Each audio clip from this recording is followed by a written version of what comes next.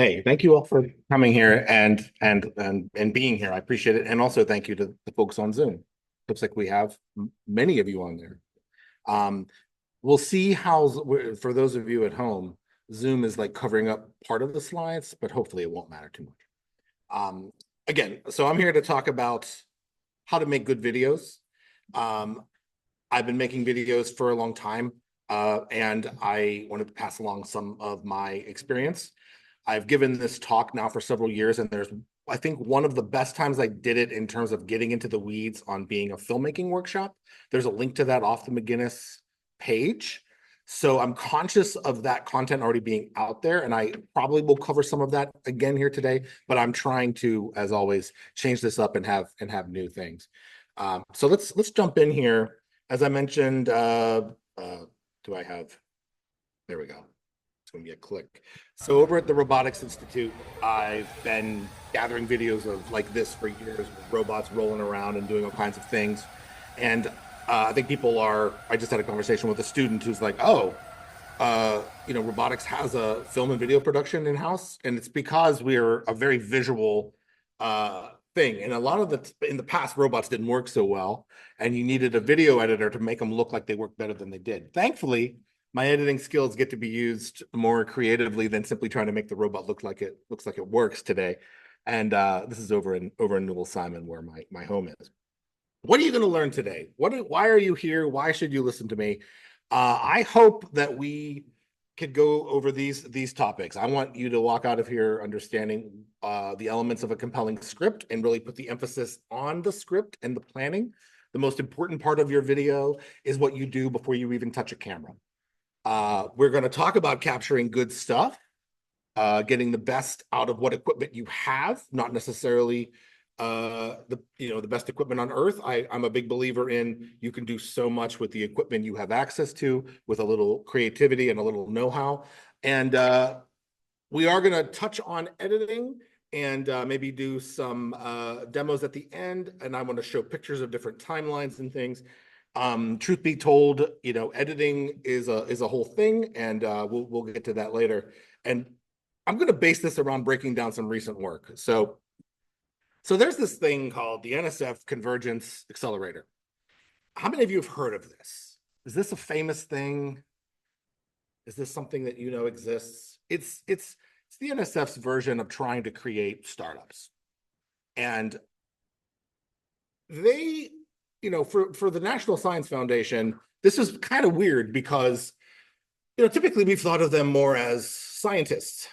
And this program forced some people I work with to treat their project very much like a startup, in a way where they were being expected to make a pretty high production value video themselves, even though they're a team that does science. They're not a team that makes robot videos. That's me. And luckily, our department has me. But I'm going to talk about this 12-page document or refer to it because I feel like I'm trying to convey a lot of information that's in that document. And over the years, information I've conveyed is in a document like this. And I'm going to echo some of the good stuff in here, and I'm going to poke fun at some of the stuff in there, as well as I'm going to poke fun at myself, because I feel like I'm often maybe jumping around or evading some of the more challenging parts of this process. I'm just going to shine a light on that instead. I'm not going to, anytime I feel like there's something not really being covered as much as it really should, I'm going to poke fun at that and call that out. So this is a document that came from the NSF, but truth be told, it's a lot like this book that I like to refer to that is for 10, 11, 13, maybe 14-year-olds, but frankly, it's good for anybody. And if you happen to look a little closer at the table of contents there, everything in that NSF document, and every time I've given this talk, it's the same story. You have the challenge of part one, figuring out why your story is inspiring and how you actually write that into a script.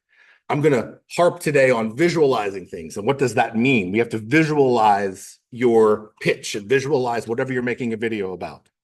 You plan, sort of the most important things, but producers usually get labeled as doing, although they do much more than that. How you control your camera. Do you have good lighting and sound? Are you following a storyboard confidently? And then how do you edit it?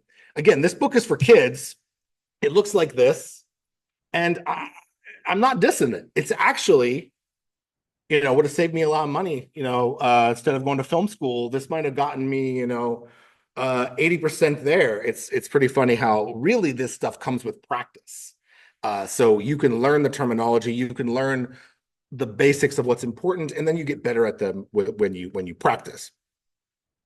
So again, I had the author on the other slide, and these slides will be shared later if you're curious. No joke, it's actually a really great book. Back to Robot Land. So this team is making and I think this will play here and I can talk over it. This team, their prototype was a soft robotic hand. And they were going into a phase 2 with that NSF program, and they were being asked to make this 4-minute video that explained why they should go into the next phase of funding and explain their progress and basically explain the value proposition. Why is this important? Why should it be funded? And it's really cool stuff. And so luckily I had something to actually capture video of, and I call this stuff B-roll. I call anything I go into a lab and I gather demos or people fiddling with code or, anything that I can get video of that shows somebody working, I just sort of generically know eventually this is going to help add visual interest to whatever I'm going to make. And they were able to put this demo together for me where you see Dominic there controlling this hand via a special glove. And there's other B-roll I'm not showing you. There was a good 10 minutes of this kind of stuff gathered this morning, and this took some time, and it was actually gathered with this camera right here. So I wanted to show off that I have a portable kit, and then I have a studio, and the interviews were shot in my studio, although there's no reason they couldn't have been shot with this camera.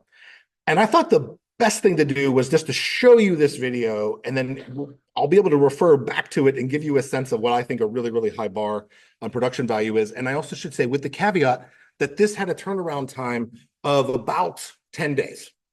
Okay, so maybe more time than the pitch video for the competition, but this is a very short turnaround, and you need a plan to be able to work that efficiently to pull that off. So let's just check this out now, and I hope it doesn't blow the speakers out.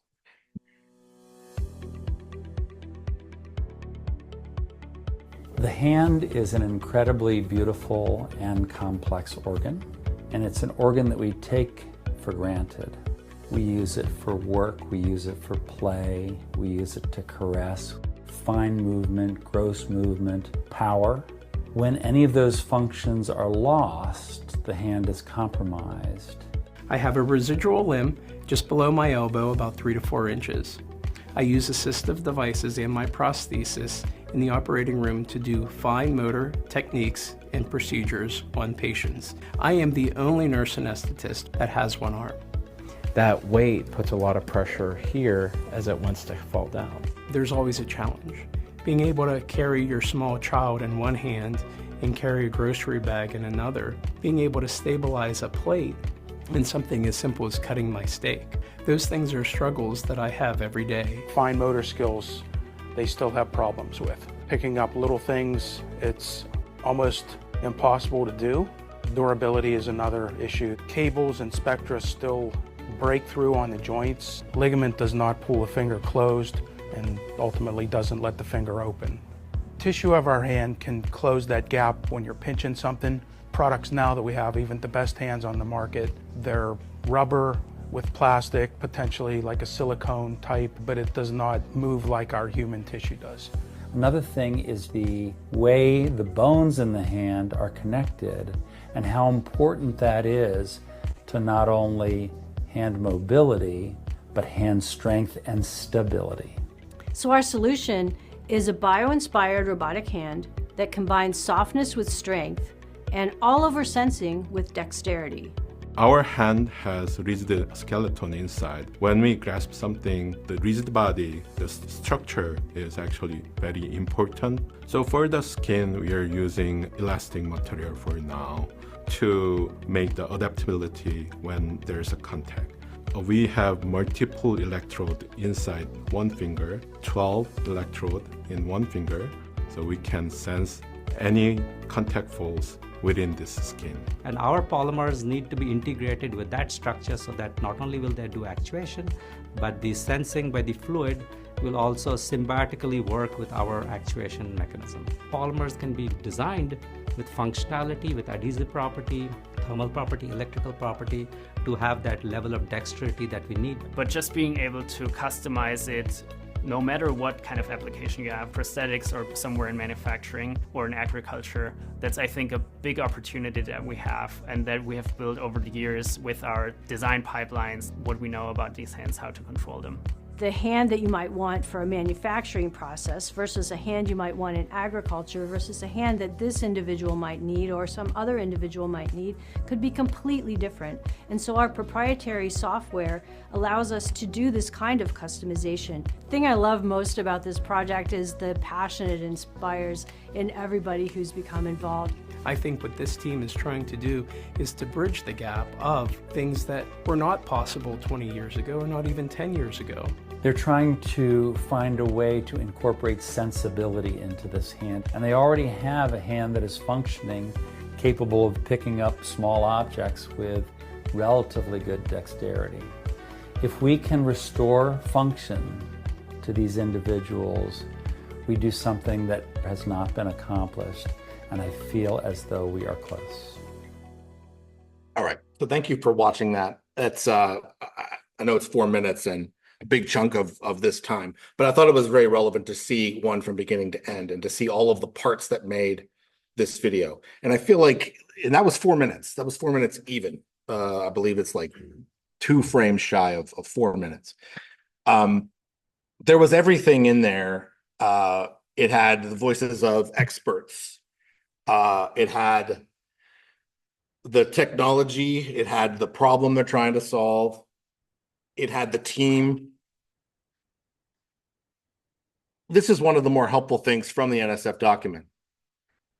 They were really, really encouraging these things to not go deep on the technical details because you only had 4 minutes.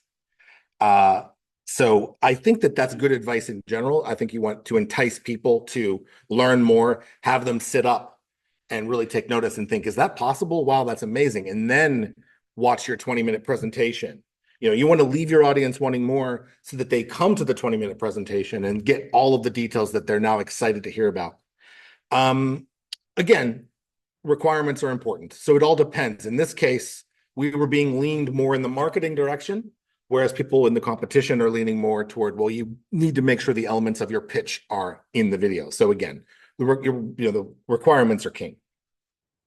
But I would argue that you actually can put a lot in 4 or 5 minutes if you craft a good script. And truth be told, this video that I just showed you had much more of an outline than it did a script. Personally, my style is, I don't like anybody to sound too scripted. I'd rather them talk about what they're an expert in and get my sound bites. I'd rather them say something to my camera 5 times, maybe even 5 different ways, but somehow that seems more natural and authentic than having them literally read a teleprompter. I had to work with a guy the other day who he was scared to be in front of my camera. He's a genius. What he does is amazing, and he's an expert in it. He's one of the top people in the world in it, and yet he was afraid to talk to my camera without some kind of teleprompter or notes. But once I calmed him down and made him realize just how much editing I can do, and then to just tell me what you know, it really made him feel good. So that's some other advice I'd like to pass on to you. If you're leveraging an expert or some member of your team to help give credibility to your video or to your pitch, whatever that may be, your business plan, whatever it is. So they had an outline. They knew, okay, so-and-so is going to speak to this, so-and-so is going to speak to this. I said, how about if I do this prompt? How about if I give them this prompt? And that's one way to work.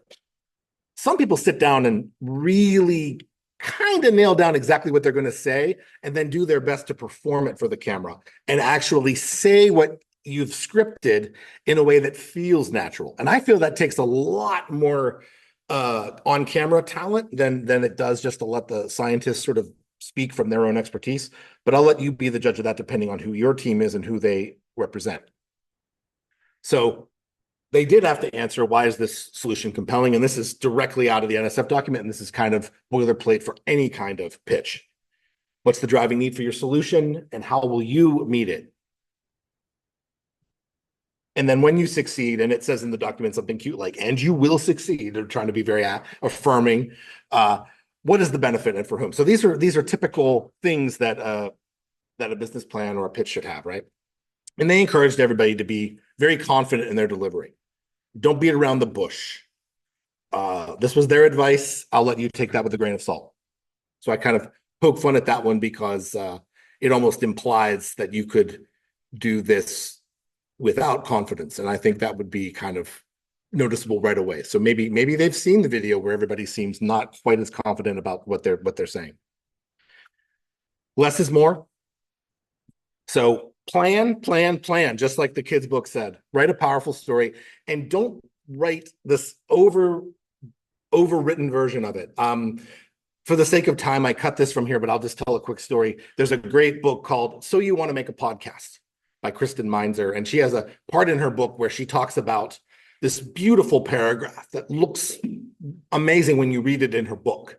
But yet, if somebody on her podcast were to say that, it would sound wrong. People don't talk like that. So she shows a before and after, and I would want to just pass along. Be sure you read your script out loud, read what you're going to say out loud.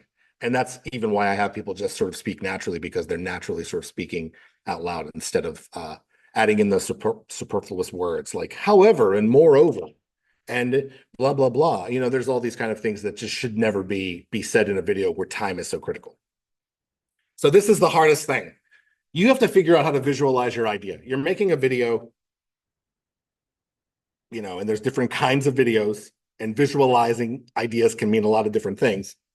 But you should be thinking of a visual metaphor of what is your problem, so that your problem is not just numbers, it's not just market share, it's people, or it's the real, you know, in this case, Brett represents that. He's not only an expert on the team, and he's a person who uses a prosthetic so successfully, actually, that he's doing something that no one else in the world does in his situation. And yet he is the best person to explain why prosthetic arms and hands are still very, very, leave a lot to be desired, right? So he, and what he's doing at work, when we got that footage of him over, you know, in the training room, they have a special training room that UPMC has where it's pretty awesome. They have these like pretend bodies that are like robotic kind of people, and he's doing a tracheotomy on the one in the video there, and it behaves just like a real person. It's actually pretty amazing. So we were able to film him talking to the team and get some good B-roll and try to include them in there too. Visualizing data is, I would argue, also important. And finally, you want to visualize your solution. So does this mean you already know what it looks like and you've worked with prototyping people? Maybe you do have a CAD model of it. Maybe you do have some rough prototype. But sometimes visualizing your solution means thinking a little bit more abstractly, and like what does the solution feel like, look, and then if you were to make that into an image, what does that look like? You need to write this stuff down, whether or not you're going to do it prompted or more scripted. This is the example of the script that came from NSF. I show a similar version of this in talks prior, where you write about what you see and what you hear, and it gets you to think very cautiously about how you're spending every second. So this one is explaining down to the second or approximately there what we see and what we hear. And I would recommend that you do that. And you also would want to rough out some drawings. You don't have to be a Star Wars illustrator to write a helpful and draw a helpful storyboard, so that you get a sense of what you're showing. I would argue, no matter your level of artistic skill, you have the ability to rough out a storyboard of your ideas. And again, it's all you know, relative. So if you have a 5-minute video, maybe your storyboard is 6 frames per minute. You know, so maybe or maybe it's 12 frames per minute. There's a finite number. You're not storyboarding every single second, but storyboarding key and maybe that next tier moments. So here's some other good advice in that document that I would like to pass on to you and that I would have echoed. Practice all of this before you get in front of a camera. before you even touch a camera. Now, I don't think it hurts to film yourself and then be critical of yourself and get a sense of what that looked like. I consider that practice. So if you want to use a camera as part of a practice and you want to like film yourself talking to your cell phone or something like that, that's actually a great idea. Make sure you're all on the same page. We dealt with this a little bit on this video you saw. One group of scientists is kind of sees the application of these hands as being beyond just simply the prosthetic hand, and sees much more of a market and a much more of a demand for these hands to be elsewhere. Whereas when you read the room at NSF, they're looking for ways that improve people's lives. This program, I think, is very human-centric. So they had to get on the same page with how they felt about that, where some people felt strongly that, yeah, no, these hands are going to be used on robotic apple pickers and pepper pickers before they're ever put on a person.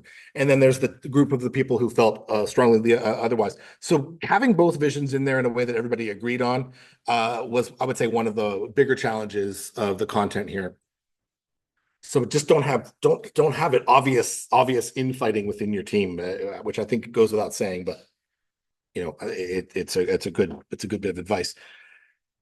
And you can do what Hollywood does when you have a script. You literally all get yourself in a room and you sit around a table and you read, and you pretend that you're performing it for the camera and you're imagining you're watching it. And then this helps you to see where things are weak. You can assess where things are too long or too short.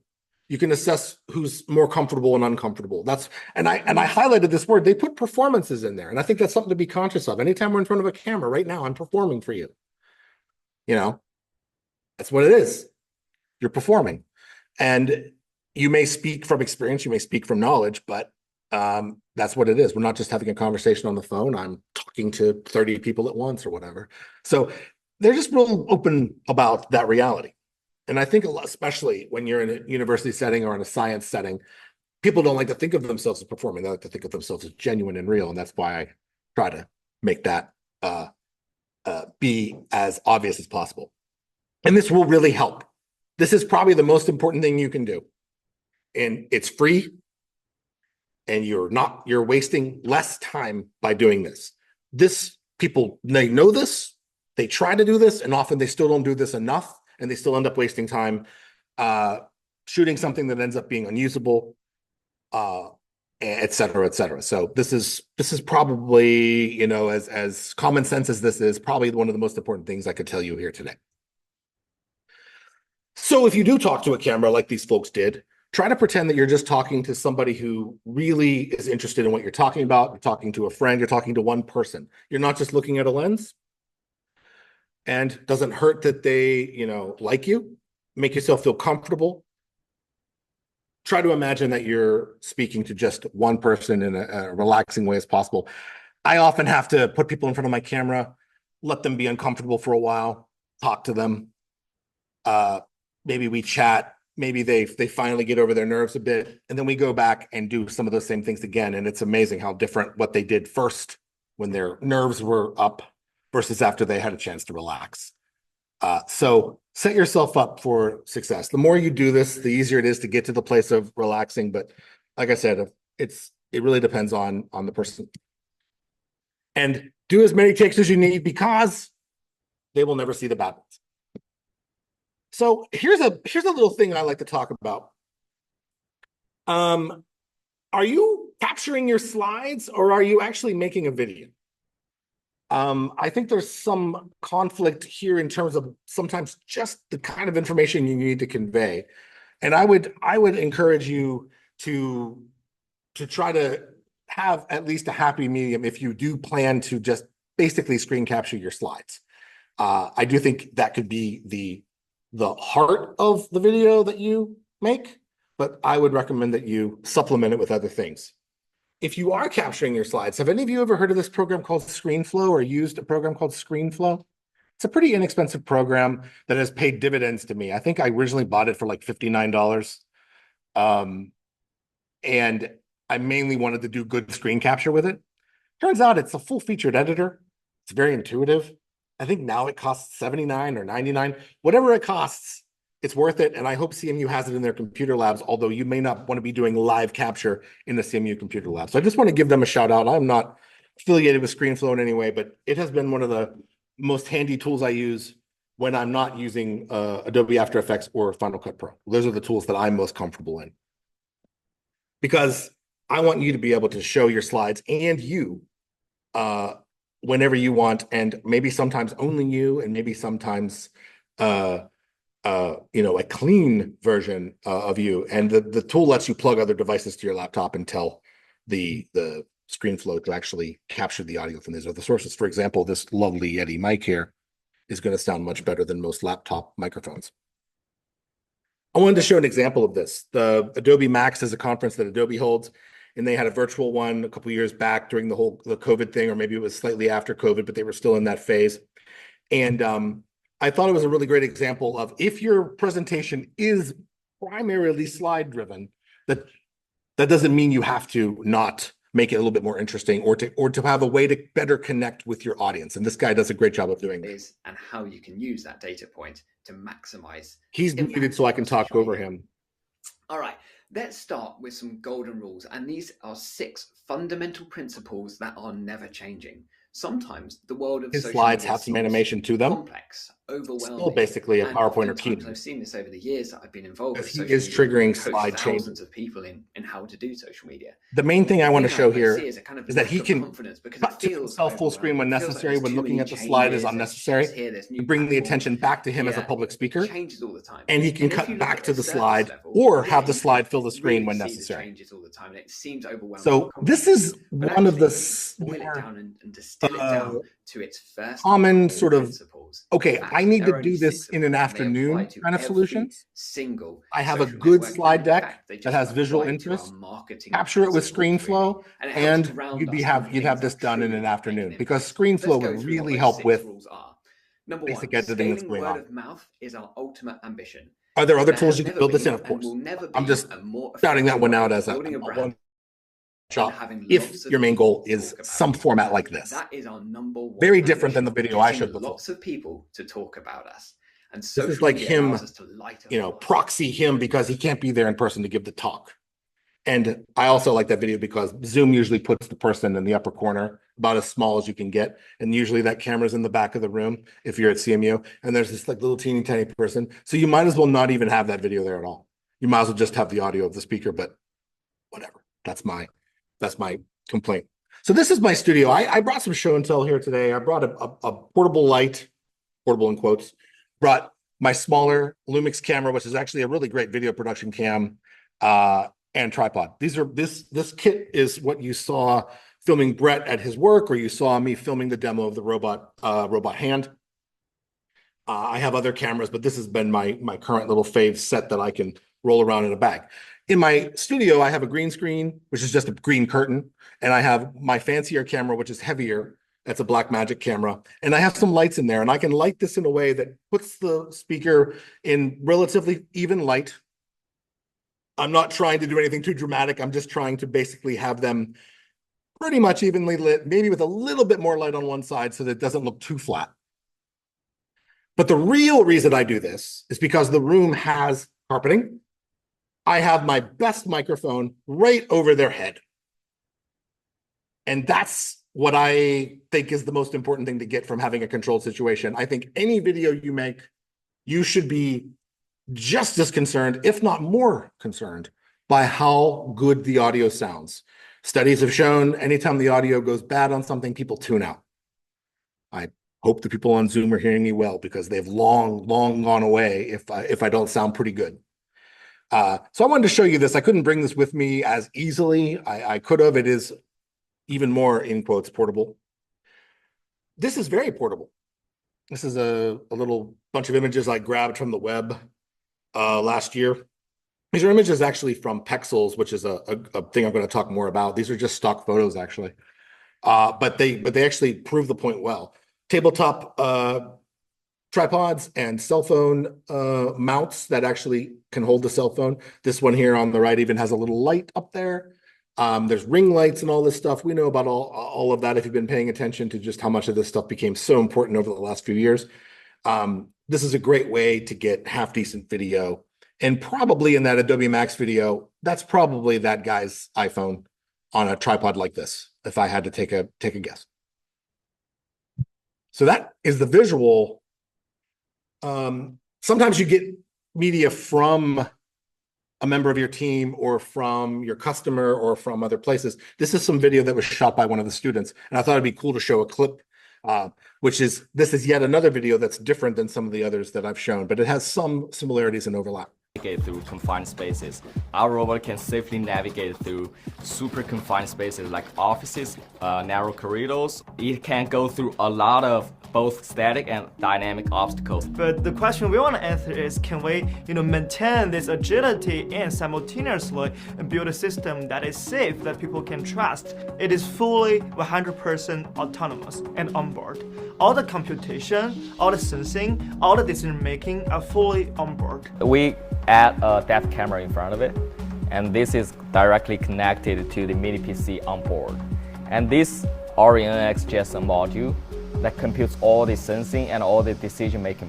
And then this mini PC will transfer all the control signals into the robot. So if you want to watch the rest of that video, it's on the RI YouTube channel. That's just about a minute clip from otherwise I think it's like a 3 or 4 minute video itself. No, that one may even be 5. This one was pretty cool. That's Tehran. He doesn't. I cut into the video after I gave him a credit. He's a PhD student with the RI. Anyway, I show this to you, and hopefully you can think back on it, because there's a lot being thrown at you in this video. He provided this video of the robot. He's chasing it with a camera that's on a gimbal. He got one of these things called the Osmo, I believe it is. It's the same folks, the DJI folks that make the drones, and they sell a little device that you can hook your phone to, and it stabilizes your camera while you move. They sell a version that comes with the camera built on, and this is what he was able to film as he was doing his research. We see him on the green screen. Instead of it just being a neutral background that was the corporate color, or I should say the branding color of the other, I was able to put some video that was behind him that was not distracting, or at least I think it is. I'm always a little self-conscious about doing it because it's not meant to be seen for too long. I want to cut away from the person as soon as I can. But the other thing that is kind of cool here is that I got to go to the lab in this case. And I got to take my camera over to the lab and get some video in context. And in that case, the lab luckily was not overly busy that day, and he's wearing a lavalier mic. And some of the cooler shots from this video, it's nice when you can get to the location and get out of although you give up all of your control, the only thing I can gather in my studio environment is a talking head. If I go to the lab, now you see him sitting on the ground, you see him with the robot. This takes more time, hence more money. More effort, more blood, sweat, and tears, but sometimes it's worth it. In this case, I was like, getting Tehran in that lab was going to be worth it. So couldn't really do the robot stuff in here. That's again for talking heads. Beautiful talking heads, beautiful audio, beautifully sharp. What if you don't have access to a Tehran? I want to just say there's an amazing amount of stock video out there that can help you visualize problems. In the hand video, the guy at the beginning is a hand surgeon. That's why we give him some screen time. He's one of the people who lends the most credibility to the team, and probably really emphasizing just his level of expertise and his level of accomplishment, if they look into his background, is why he's there. But we can't look at Mark for that entire minute. He was up on the screen even more than maybe a lot of people would have even wanted, myself included, and maybe even Mark included. I needed video of hands, and there's amazing amount of this stuff out on Pexel. So you just want to give them a shout out in your final credits. Sometimes you give them a shout out in a on-screen credit like that, as long as their username is not some offensive, mess of characters. Usually you can do that. I was like pretending that, okay, my pitch is something involving clean energy, and I'm going to look up solar farms. Or maybe I want to see windmills. I was amazed how many high quality 4K shots I found of people installing solar panels. So I say this I think it's great, and a lot of it is actually very high quality, but a video can look like too stocky. Like, I think using stock wisely, using it very effectively, I think is really my message here. You don't want your video to be wall-to-wall stock video that feels kind of not really connected to the material you're talking about. So I want to say you could really find some beautiful stuff in this case. This is like, they call it quad HD, but I call that 4K. Actually, that is smaller than 4K. Never mind. So that was whatever that is. That's bigger than HD, but not 4K. This exists, and Pexels is great. Now let me talk about the not so great stuff, the lull. So the document is great up to this point. Mapping out your vision, getting your team on the same page, making sure you know what you're going to say. And then they come to this part of the document that I find hilarious. It's like, if possible, enlist support from your organization. They're already pulling the emergency cord. They're pulling the emergency stop. They're like, before you go out and get a camera and your microphone, see who you can get support from. I'm a DIY kind of guy, a do-it-yourself kind of guy. And I assume that a lot of our people here need to do things more DIY. They can't come running to a production house that's going to charge them $5,000 for a 2-day shoot. You need to figure out how to do it yourself. That said, they say ingratiate yourself, which I found amusing. Trust me, that won't work. Like I have, won't work with me, but I think what they're trying to say is you might find a talented film student or production person, maybe they're a graphic designer who also has a passion for video. So as much as I'm poking fun at this because I'm thinking of myself being the one who's asked all the time to help somebody make something, and I would say maybe it's about finding somebody else here on campus who has more of a motivation to make it as part of their portfolio or something. And then they even throw in buy donuts. That always helps. I only ever heard that advice once from one of my professors in school, and she was a producer. So this buying donuts for people, must be they're from that school. Again, I'm poking fun. If you are going to get people to work for you basically for nothing, do whatever you can to show your gratitude and thank them. Maybe even more than donuts. So let's say you are a DIY kind of person. This slide looks a little wild because some of it's blocked away here, and unfortunately I don't know where my mouse is. There's like something going on where my mouse became invisible. But anyway, these slides will be up, and if you Google the ID8 lending collection, this is where the cameras here on campus are now. They had, as of this morning when I looked, 2 really nice Canon DSLRs. They have plenty of tripods. They even have a lighting kit. I brought another show and tell, another prop to say they have a lighting kit that I believe comes with 2 or 3 of these in it. This is an LED light. It's not hot like the old days.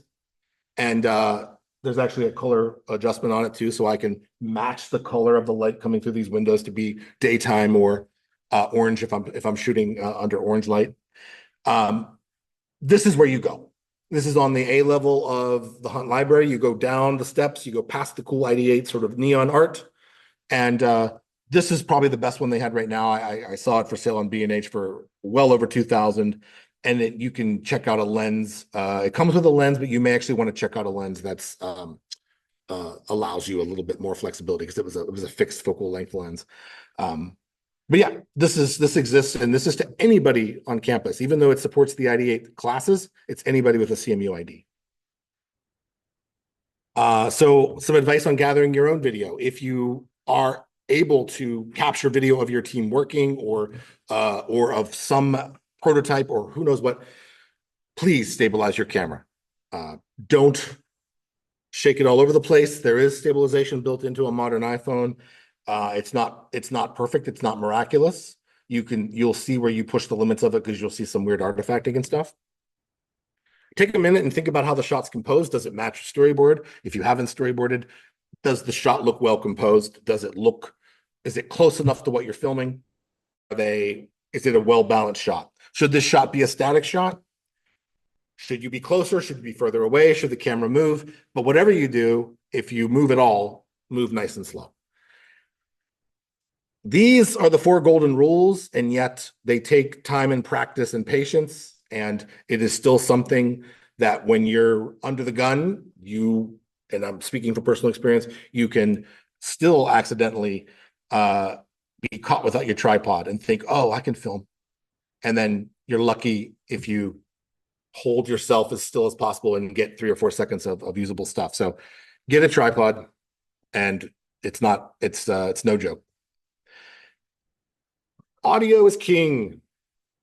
Like I was saying a few minutes ago, if your audio sounds bad, people will tune out. So you need an audio strategy. You just do. You need to think about where you're filming. You want to avoid noisy areas. You want to use rooms that have carpeting or curtains or some sound dampening, rugs, whatever. Can you get a microphone as close to your speaker as possible? That's why this Yeti is sitting up here, and I'm not speaking to a mic that's 20 feet away. Proximity. Nowadays, it's cool to have the microphone in your shot. And maybe that fits the style of what you're doing. Maybe you'll pretend your pitch is a podcast. I always poke fun at this too. I'm from the just old enough that you never wanted to see a microphone in your shot. If you did, it was like you broke the rules of the universe. But now people want to show off. Look at my very expensive podcast microphone. So I'll let you be the judge on what style fits your piece. Usually, there's some way you'll see YouTubers do this. And it irks me because I'm old school. They'll have this little Lego looking brick hooked to themselves right here. And they hit record on that. That gives them a really clean audio source to then later on match up with their video. That means that their video and their audio are what's called dual system. It's 2 things, right? Unless this thing wirelessly talks to the camera and beams its audio to the camera, which I believe most of them do not. The ones I'm aware of do not. You actually take the video and the audio and you stick them together later, right? Sometimes you can even use your phone as a recorder and get a much better result, especially if your laptop has a particularly crappy microphone in it.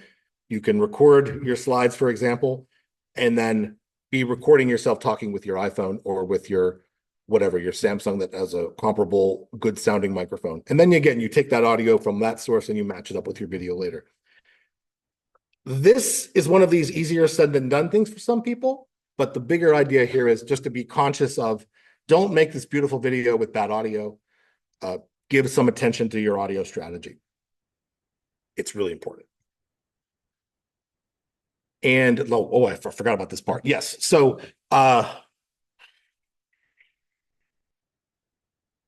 yes, that's what I was just saying. You can actually merge the 2 together. You can take the audio from a well-recorded source instead of using the poor mic built into the camera. And that's a perfect example. This camera right here, the microphone in this camera is terrible. It's just flat out terrible. Takes beautiful imagery. Microphone is terrible. I never want to use this audio. What I usually do though, I use that audio to automatically synchronize it in the software of my choice. In this case, there's an extra easy way to do it in Adobe Premiere. I often use Adobe Premiere when I'm in this situation. Fortunately for me, if you go back to this green screen room, I'm plugging that microphone straight into my camera. So I get the good audio and the good video of a talking head together. I saved myself that step. Not all cameras allow you to connect. So you have to think about, if you check out that Canon, does it have a mic input? And if you were to check out a mic from ID8, make sure that mic works with the Canon. And I would test that before you leave. And maybe even ask them for some help if it doesn't work. That's a little side advice I forgot to say. So when you're aiming your camera at stuff, and this says rule of thirds for people in the room. I think people on Zoom see this fine. This is the textbook film school guide to composition. It's a rule that was meant to be broken a lot, but it's really important to know it exists, and it often is a great guide for finding your way into a balanced and naturally pleasing composition, because the point of intersection of these lines that's now you see even enabled on a lot of devices helps you just put the important elements at those areas where those lines cross. That's all I'll say about the rule of thirds, but it's, like I said, there's a past talk on this where I talk more about it, and I talk about centering composition versus rule of thirds. And you know a bad composition when you see it, I think, is the more important thing. I was going to draw a graphic of some of the Zoom video that I've seen over the years where there's a tiny person in the barely lower left corner, and then others where obviously the camera is so close that I'm seeing up their nose. So this stuff happens. Just I think we could have can see it, know it when we see it, to those problems to avoid. All right, so let's talk about editing. Editing is where it all comes together, and editing is, I think, where the NSF even takes a further step back. They're like, well, if you manage to get the stuff shot, now you definitely want to talk to an editor. And again, I understand that, I respect that, because editing does take a lot of practice and time. I think for basic editing, any of us in here can do it. I use Final Cut Pro. I am a big fan of Adobe After Effects for doing animation and compositing, but those are not editing. The After Effects is not an editing tool per se. Adobe Premiere is. There is ScreenFlow that I've mentioned, which is which is up there with like iMovie and other kind of like free or nearly free things. Truly free, I demoed these last year. There is an editor called VN Editor that I've used personally, and I've heard other people online talk about this thing called CapCut. These are two pretty full-featured, decently full-featured video editors that are free. At CMU, we can get access to all that other software above in the labs. So I leave it to you to decide what's best for you. I'm going to do a little live demo with ScreenFlow that we do, so we can do some editing together and some scaling and resizing and things. But I wanted to show you, just when you sit down to edit, just what you end up working with here. And this is a photograph, not a screenshot, a photograph of me working on the first video we saw. You see the people there on green screen. That effect is being applied dynamically. You see Mark down there, and you see these layers of things on top of it. The first layer down there is all talking heads. The other layer on top of it is mostly B-roll, and then those purple things are titles. We haven't even really talked about music that much, because there's not much to say other than if you can find a source for it, like the Free Music Archive, you just want to make sure it doesn't drown out your people. And the music that you heard was from the Free Music Archive. But that's what's happening below the green screen, the very dense bar right here. This is all the talking heads, and then these down here are different pieces of audio and different other things being added to the mix. So my point here is just to sort of say these things get complicated. This is a video that was done recently to promote a group project that, again, reminded me of a video pitch. This was a team of undergraduate and graduate students working on a robot that could go out and kill lanternfly egg sacs. This was when that was sort of on people's minds. This got a lot of attention on YouTube. And again, you're seeing the amount of editing down there to make people look good. Anytime you see, and I'm sorry for people on Zoom, because I can't put with my mouth. Anytime you see stuff like this, that's me taking out ums and ahs. That's me maybe taking part of take one and part of take two, and I'm doing my best to make it sound like it naturally flows. And conveniently, I'm hiding them. I have something over top of them because they would look like max headroom. Again, I work with a lot of very smart people, and I made the mistake once of thinking that they would not be turned off by seeing themselves look like max headroom. I said to the guy, "Here's you, but please don't watch it. Just listen to it. Just listen to it," I said. I want to make sure that what you're saying still makes sense, and that it fits the theme of what you're trying to say. And since he looked like he was, I'm exaggerating because I made it actually sound good. If you didn't look at the video, he sounded like he was just saying it perfectly. But if you watched the video, you saw how heavily edited it was, and he just couldn't. And I said, "Okay, sorry." I sent him an MP3. Does this sound good? "Oh yeah, I sound great. That's perfect." Okay, good. It's good. So, yeah, even people who are really smart can sometimes get weirded out by this process. Any questions on this? I want to check the time here before I do any kind of live demo things. We're good on time, and I wanted to make more time for questions and also a little bit more time for other case study issues. Yeah, so I'll get that ready, and then if you have any questions, please stop me.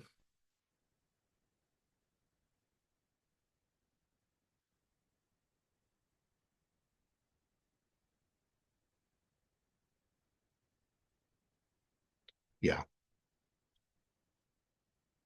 So this is a finished product here, where whatever is being screen captured is being sat next to me, similar to the Adobe Max method. thought it would be cool to actually try to record something right now. And let's see how it goes. So ScreenFlow says, I'm going to record stuff. We're going to record the FaceTime camera and my built-in microphone right here. I could have switched it to the Yeti microphone. So it's recording right now. I will go back just so that I get some of the slides.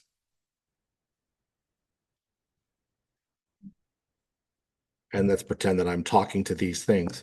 The camera on the newer MacBook Pros is actually really good. This camera angle is not particularly flattering, which is another reason why I'm kind of coming over here to do this demo. It's looking up at me. It's coming from a low angle, and that is fine for a Zoom call, but it's also maybe not the best angle, maybe not the most flattering angle, let alone that sort of implies that the camera is like looking up at me like I'm some giant. So it's it's better than looking down on someone in terms of how you perceive them. But anyway, I just wanted to grab some video here and then tell ScreenFlow to stop. I'll make a brand new document, and I want you to see. Oh, here, let's see.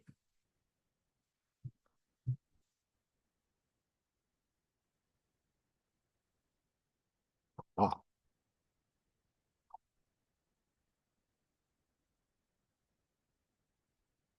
I wondered how this would work with me connected to all of these wonderful things. Yeah.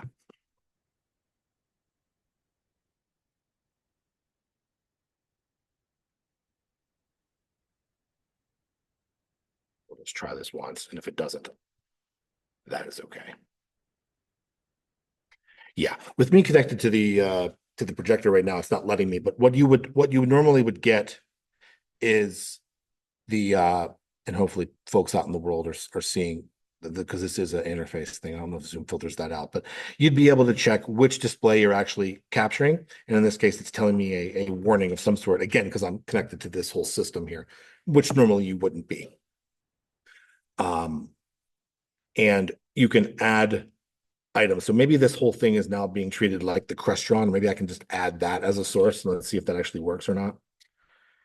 So I'll record the camera, the Crestron, and my microphone. All right, let's see if this works. So again, you could connect any device you want. You could be connecting that Canon camera to here. You could be connecting anything that's interfacing with your computer will show up as a source. Let's just go full screen so we have some of that. All right, this is a test of ScreenFlow, just trying to get me talking. And again, I'm close to the microphone. The laptop microphone here is not the worst in the world, but I would probably say it's also not the best in the world either. So let's take a look at what we got and see if it actually gathered a video. And it did, luckily. We got the source of my display, and we got me. And this tool is so flexible that I could import other audio into here. I can work with the audio I have. I can scale and move these things around. Pretty cool. I'm going to go to the part where the slides come in. And yeah, there's the audio that's embedded. It knew to embed it into the video source here. And you can scale and move these things around pretty intuitively without having to get too much in the weeds, and you can decide how big or how small you want your material to be, and you can stack things up as well. So this is probably in the neighborhood of how the Adobe Max video was put together. Some version of this, where now suddenly you have the option to see yourself nice and big while seeing slides. And of course, you can at any moment cut to a version where your slides now dominate the screen. Just have to be careful of what you are covering up or not covering up in this case. And you have the freedom to do this as you see fit. You have the freedom to add other layers of things. Maybe you superimpose other bullet points on top of this if something you forgot to put in your slides. Maybe you place another video in here instead of playing the video in your slide set, letting it get screen captured. Maybe just bringing the original video into here is better, you know. And I'll use the Daisy video as a demo on that. Let me see here. Is this one? We'll use this video. Here's another demo. Juggling a lot of different windows here, so it's kind of hard to see where I'm going. So at some point in my audio here, which I can mute so we don't hear me stuttering there, but you can scrub and listen to the audio. That's what we were hearing down there. I'm going to bring some of this video on top, assuming that it is making the point that I'm making right here. And again, I can mute that. I can adjust the audio on that. So like I said, for a relatively inexpensive program, you can do some very advanced editing in ScreenFlow. And I bet you there's other tools like ScreenFlow that I don't even know exist. Like I mentioned, the VN editor has all of this same functionality too. I feel like it's less intuitive, but that's me. Once you start using a video editor, you get used to it. You know, I'm just more used to, here's me editing something for social where it needs to be in the more portrait. I'm more used to this interface. Let me try to make it take up the screen so you can appreciate it for what it is. But you see, it's the same. You have an area where you keep your media. You have a timeline. You have a way to adjust the properties of that media, be it the scale, be it the way you trim it, the way you crop it. And you have the ability to make and set the setting of the actual final outcome that you want.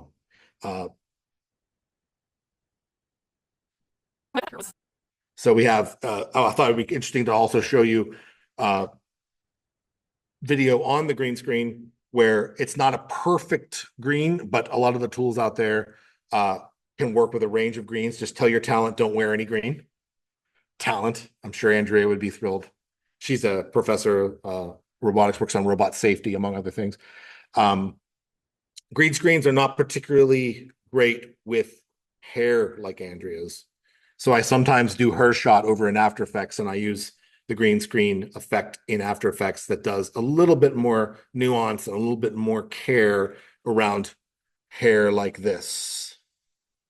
You know, this is, if I scoot some things out of the way here, I'll just give you a little taste of what it does by default. These things are called keys. And in the old days, they called it a chroma key. Like there was a color, and that color would be replaced by something. And we still call it that. A lot of the times you'll see them as green. This one even literally is called green screen keyer. And sometimes you tell it, no, use this shade of blue or use this specific shade of green. But this one's using a little bit of intelligence just to look at the video and make some really good judgments about what it can do. And by default, it does pretty okay. But if you see this on a 4K TV, you see where it kind of fails. I'm in the weeds a little bit now, and that's kind of what editing is. And it's one of these things where I think it's a lot of fun. I think it's very powerful, but you all may need a lot less editing than this for, say, the pitch for the McGinnis competition. But if some of you are here because you're thinking about working with a marketing group, understanding what they're doing, maybe someday you get more into some of the nuance on this. Editing is, I think, the most fun part of the video production, but a lot of people, it's not their thing. Some people just love gathering the good stuff and letting the editor do their work. I kind of am 50-50 on it. If I had to really pick, though, motion graphics and editing, I think, are the most fun, and I often think which bring a lot of production value to your piece, because you're not just taking out bad stuff. You're really trying to make it flow and feel smooth, and you're trying to really build on that structure that was your script. You're still supposed to be loyal to the script, but sometimes in editing, you can make some changes and tweaks. That's where I wanted to stop and take any questions or explore maybe more specifically what you're trying to do, or if there's anything that I kind of breezed over too quick, go back and talk about it. Or yeah, let me take some questions, please. My name is Michael. Hi, Michael. I was working on an AI filmmaking startup and earlier this year. Neat. You know, the entire process, we're trying to expedite it from, like you said, 10 days to less than 10 hours. Mm-hmm. Luckily for you and unlucky for us that it only worked in very specific niche content categories. Sure. It couldn't be really generalized and kind of stop once after we realized the. I still will buy that software from you. I will say, as a person. Yeah, Bill, please, what were you gonna say? No, if it is about marketing, it would be a much more significant market. But what we did is we were trying to, AI generate all the B-rolls, and that means most likely it's going to be some kind of fantastical landscape, alien, and all that. Those were kind of. You mean like not even like give it? See, I think the ones that work is like, okay, Apple analyzes my video while I'm sleeping. It finds the parts of my shots that are steady. It finds the part where my son smiles. I wake up and it goes, relive a dream from last week or whatever. You were at the park. And then I am pretty impressed. I'm like, oh yeah, that would have taken me an hour to make that. And it just made it for me like a little gift. That's not what you quite mean though, right? Right. You're talking like from the ground up. We have some samples that anyone could I could definitely show, but that's not a question. I just find the relevance very interesting. Yeah. The question is, if I, as a student, for example, if I want to start a podcast right in my room, Yep. interviewing, for example, professors from CMU, and I don't want the podcast originally to feel like or sounding like it's been photographed or it's been captured from my iPhone. Yes. What kind of basic equipment, how much are they going to cost for me to kind of get started? I just want to jump above what most of the contents online are, like the quality of them. Right. But I obviously don't want to spend too much without showing promise. Are you familiar with this tool called OBS? So OBS is free and great, and you can connect. So I think to answer your question, if you are going to have a podcast that uses video, you want a desktop camera like that. It can fit on a desktop. It can autofocus. It can make you look really good. That camera is already 5 years old, and I bought that one on eBay for $1,000 2 years ago. Right? So that's like, if you have that level of budget, a camera like this Lumix GS5 or 5, is it a G5S? Honestly, you could get away with even a lesser camera than that. You want the good microphone, and then you plug those things into a tool like OBS, right? It all depends. I preach that you can really capture amazing audio with a phone nowadays. My production camera, when I do show and tell 5 years from now, it's probably going to be an iPhone 17.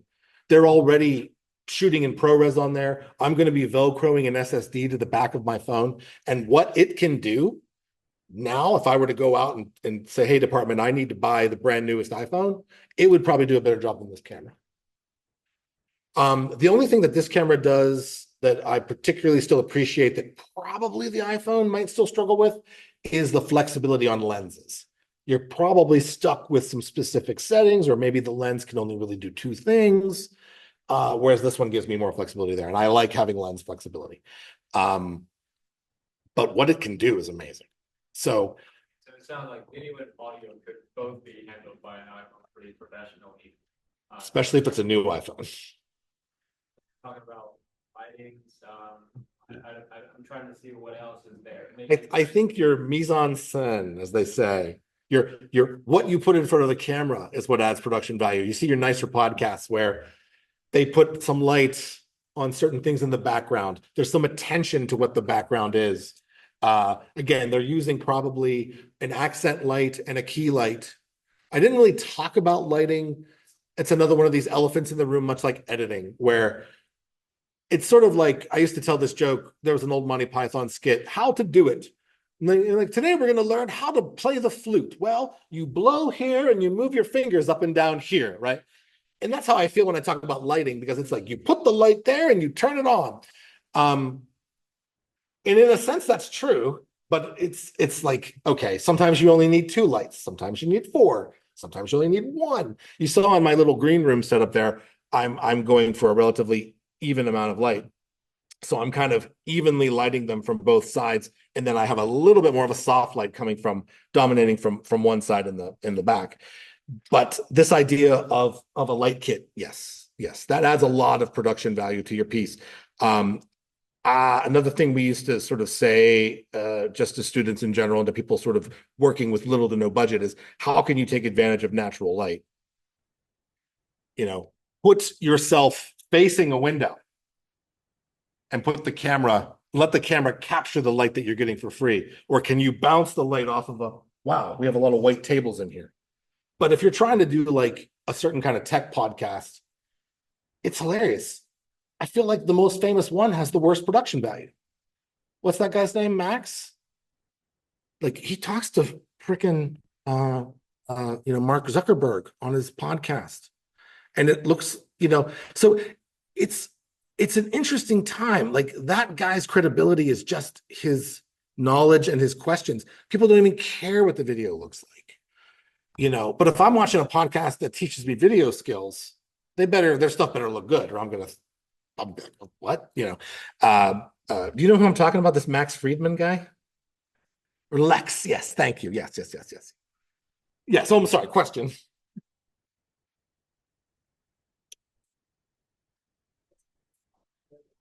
You're making a video on your phone, say, what kind of microphone did you record this using? Gotcha. So you're trying to connect the microphone to your phone. What I would recommend you do is record to another device and connect the two together. Yeah, so basically there are a lot of these little recorders that you can connect the microphone to. You can get that closer to the person. So like I can do other show and tell here. So like if you were trying to get this microphone to actually talk to an iPhone, it would be a royal pain in the butt, because the other end is an analog cable. You need to adapt it down to USB-C, and the device that does that adaptation, that'd be the missing link. We'd want to we'd be Googling how to go from XLR to USB-C. If you want to use, like, this is a really good Sennheiser lav mic, and most lav mics will come either as XLR, where you take that part off and it has what's called a mini connector. It's still an analog connector, but still we're taking analog from the world and sending it somewhere. You need the digital converter at some point, and that's what this little converter would be. Like I said, have better luck working with a digital audio recorder that gives me the flexibility to plug whatever mic I want to it. And then I take that audio file into my video editing software and I say synchronize. I even had a little demo of that ready just to sort of show you what the heck I'm talking about, if that makes no sense. I took some video of myself, and I'm going to zoom in on this so we can see it. This is the mic. This is the audio out of the camera, and it's weaker. It's not terrible because I'm pretty close to it. But this is the good audio because the mic is very close to me. And it just sounds more rich, and et cetera, et cetera. And this would be the audio that you would get out of your little device that you have recording the good mic. Clip that on or whatever. You can even hide it under your shirt and put it right here. And then you come into a tool like this and you say, please just synchronize those for me. And it will analyze both of them and go, oh, here's where they match. And it just does it. I used to have to do that the old way. I used to have to go in there and find where I said banana. Oh, there's banana. Line them up. Okay, I'm done. Now in tools like Adobe Premiere, I don't even think this is in Final Cut, and I wish it was. But yeah, I would send you off on a wild goose chase probably to try to find, something like this. And then we'd be finding devices that I'm sure exist out there that allow you to plug either a USB source, an XLR source. This looks like it might be promising. I have no idea. I don't take my credit, or don't take this as any kind of endorsement of this. I'm just literally looking live. So you would want to find an adapter that takes the microphone that you think sounds good to USB-C. Now from there, what you're recording with on the app is very important. You want the app that you're using on the phone to allow you to choose those sources and say, yeah, please use the external mic. Please use the iPhone camera in these settings, you know, in this mode. Because I think as those cameras get more complicated, they have like different modes. Pardon me? The only app that I've used on an iPhone that I can speak to personally, what is it called? Let me see. It has one of these like, you know, I'm caught in the twilight zone where I'm lucky in that I get to use my better camera and my other camera. And these are the things that I know less about just out of my own personal experience. But this one I can say is very good if I can find it here. It's in my creative folder. Filmic Pro. Yeah.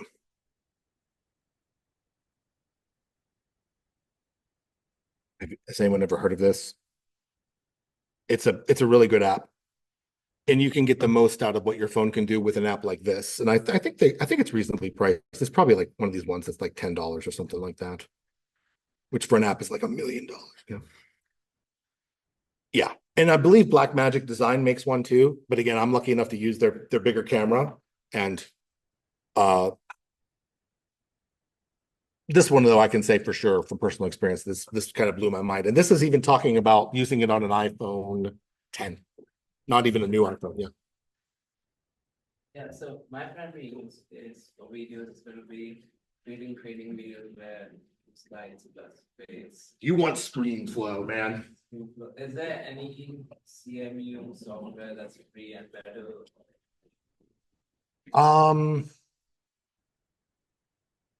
I've never made one. I would like to make one, then pay for something. Yeah, I should say, I'm sure there's many ways to screen capture. I just can say that what it brings to the table in its ability to then allow you to also edit it is like a game changer. It's really a video editor that has really good screen capture built in. So I can't say it enough, but like it might be interesting to see what comes up, if anything. Yeah, on PC there's Snagit. Maybe Adobe makes something now that I'm not aware of that you could use as part of your Android ID, and that would be free. Someone's paying for that. But I don't know if you're mentioning that CMU has all these software. Maybe I got that correctly. But RDB Pro and these kind of softwares. yes, you go to any computer lab, you can use all the Adobe software for sure. The class I teach, which I should maybe spell that out. It's called Intro to Multimedia Design, but really it should be called Intro to Making Explainer Videos.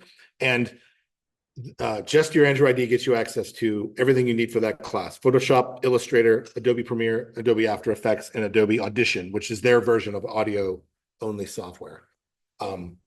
Your Android ID, take full advantage of it. There's a lot of people out in the world who are mad at Adobe for costing as much as they do, and I kind of can see that.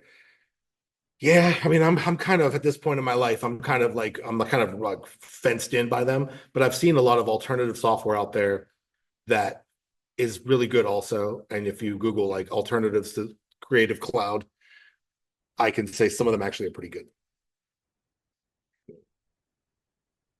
You said you have a class that says intro to making explainer.